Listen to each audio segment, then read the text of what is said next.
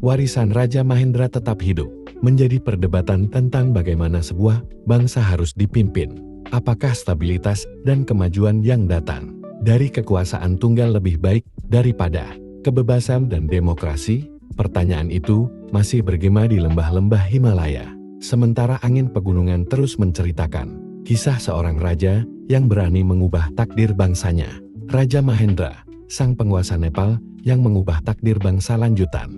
Setelah naik tahta menggantikan ayahnya, Raja Tribhuvan, Mahendra merasa berat memikul tanggung jawab di pundaknya. Nepal pada waktu itu adalah negara yang masih sangat tradisional dan terisolasi dari perkembangan dunia luar.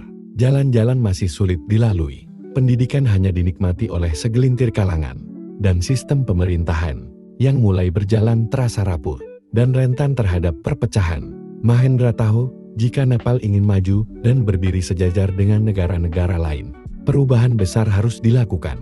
Namun, perubahan yang ia impikan bukanlah sebuah demokrasi parlementer ala Barat yang baru saja mulai tumbuh di negerinya. Baginya, sebuah demokrasi yang tidak stabil dan penuh perseteruan antar partai politik bisa memecah belah kesatuan bangsa. Masa pendidikan dan pembentukan karakter. Di masa mudanya, Mahendra dikirim untuk belajar ke India dan Eropa. Ia mengunjungi Universitas Cambridge di Inggris dan belajar berbagai ilmu, politik dan ekonomi. Pengalaman ini membuka pikirannya tentang bagaimana sebuah negara dapat dibangun.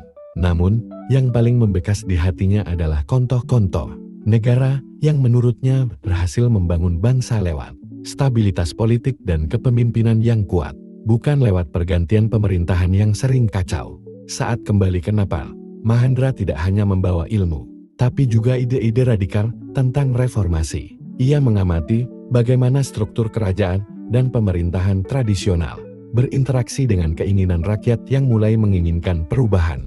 Dalam hatinya, ia percaya bahwa sebagai raja, ia harus menjadi pelindung dan pengayom yang mengambil keputusan demi kepentingan rakyat banyak, bahkan jika itu berarti mengekang kebebasan politik sesaat. Mendirikan sistem panchayat pada malam yang dingin di bulan November tahun 1960, setelah menanggalkan mahkota dengan berat hati dan kemudian mengenakannya kembali sebagai simbol kekuasaan yang absolut, Raja Mahendra mengambil langkah berani. Ia membubarkan parlemen dan menghapus sistem multipartai yang dianggapnya telah memecah belah rakyat. Ia memperkenalkan sistem panchayat, sebuah sistem pemerintahan berbasis dewan lokal dan regional yang berada di bawah kendali langsung sang raja.